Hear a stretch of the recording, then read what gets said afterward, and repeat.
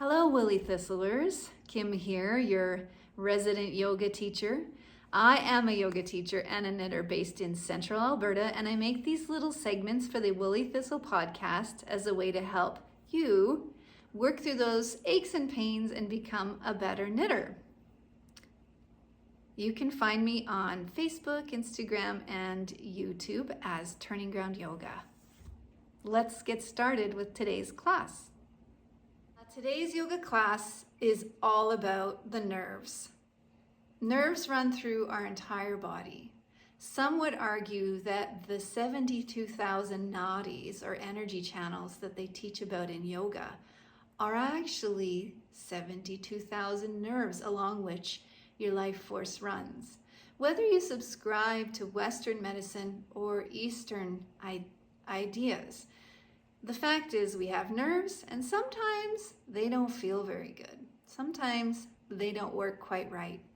Now, when I use the word impingement, I'm working along a great big scale. Impingement here, where you need to see the doctor, have surgery, it's painful, you can't walk, we're not going to deal with that. That's something we're going to leave to the specialists. But when we go to the other side of the scale, and we look at impingement as something that might be caused by inflammation, a bone spur, or tight muscles, that is something that we can nurture and take care of through our yoga practice. So our nerves do have a small amount of stretch, and when you do a traditional cat-cow, you're going to be stretching them slightly in one direction or another, and that's a good thing. We do a lot of cat-cow when we warm up in yoga class. But the way the nerves are created, they're designed to move, to slide like this. And so today we're going to do something called nerve flossing. That's right, flossing. It's just like when you have that piece of string and you're getting that food out from between your teeth. Nerve flossing will do a few wonderful things for our bodies. The first is that it increases nourishment to the nerve, because the nerve is a big part of our body and it cannot live in isolation. It needs blood flow and it needs waste removal and needs nourishment from our blood and oxygen to be healthy, to work properly. And so nerve flossing can increase blood flow and nourishment to the body. There's also some evidence, and the studies are still out there and they're doing them, about the fact that if a nerve is healthy and mobile, it can actually release enzymes or something else, release something that actually decreases inflammation. And that's pretty amazing. It can get rid of things that are in its way. So that's a very broad term, but that's what the research is pointing to. So anyway, everything is telling us that nerve flossing is a good thing. And it's a good thing for you knitters too. I'll show you how to do it. Come on into all fours.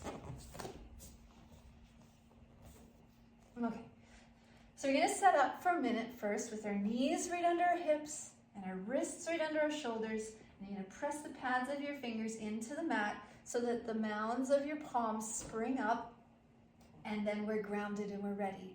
We're going to move the spine through cat-cow, traditional movements, because it's a great warm-up and it feels really good. So inhaling, we're going to come into cows. Open the heart, roll the shoulders back, lift the face, arch the back, and tilt the hips up. Then you're going to tuck the hips, round the back, tuck the chin, and pull the belly button up toward the spine. Inhaling to cow and exhaling to cat. Working through any tightness, as Jason Crandall says, knocking the rust off. I like to think we're blowing away the cobwebs, but any way you want to visualize it is good for you. We're just making ourselves feel good in our bodies. Remembering that our bodies like to move this way and that this is perfectly natural. We just kind of forget to practice every now and then. So you can go fast, you know, inhale, exhale, or you can go really slow. As long as nothing's hurting, then you're good. Be intuitive and listen to your body. Good, now come back to stillness just for a moment. We're gonna start to move a little bit more with this cat-cow movement. So start with your cow. Inhaling here, we're gonna move a little bit past our hands, not for long. And then tuck the tail, go through your cat, exhale and pull the hips back. How far back you get is irrelevant. We just want to get into that motion. Maybe scoot those hands a little bit further forward. Inhale, cow a little bit further. And then exhale, cat. Now this should feel fairly natural. We're still moving through our traditional cat-cow, just in a little bit more dynamic way. And you may not get as deep into your back bend here in cow, but that's okay. Just move through those two positions and use your breath. Exhaling back, inhaling forward, exhaling back, inhaling forward.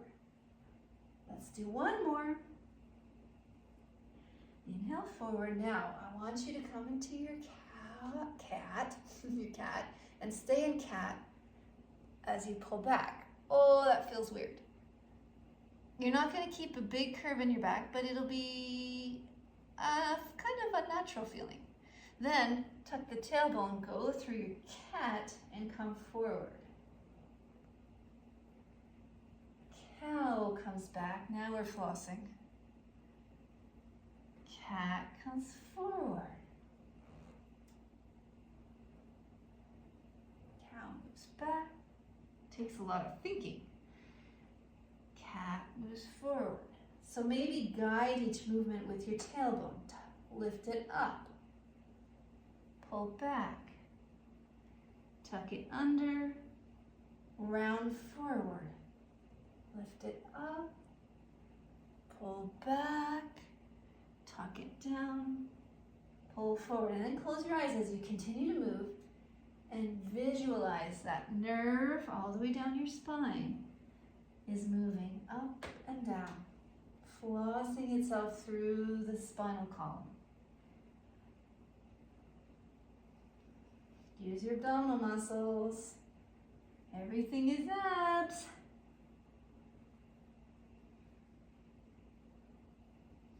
Last one.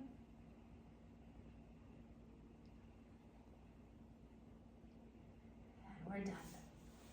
So come to a seated position. And just for a moment, notice how you feel. Close your eyes. And bring all of your awareness to your spine, starting from the tailbone, wrapping through the sacrum, chugging through the lumbar, up along the ribs through the thoracic, and then all the way into the neck with the cervical spine. How does it feel? And then move your awareness out from your spine, down your shoulders to your hands, down your legs to your feet, across the belly, through the chest and up into the head. I like to think it's kind of like tuning an instrument. You know, you got a string, it's out of tune, doesn't feel right, doesn't sound right, so you just adjust the peg, pluck the string until it sounds melodious, mellifluous, harmonious. That's what we just did for our bodies. So I hope that you have a wonderful, comfortable, mellifluous day. Thank you so much for watching. You can always find me on YouTube, of course, if you're watching here. I also have my own channel, Turning Ground Yoga. You can find me on Instagram and you can find me on Facebook. Thanks so much. Have a wonderful month. We'll see you next time. Namaste.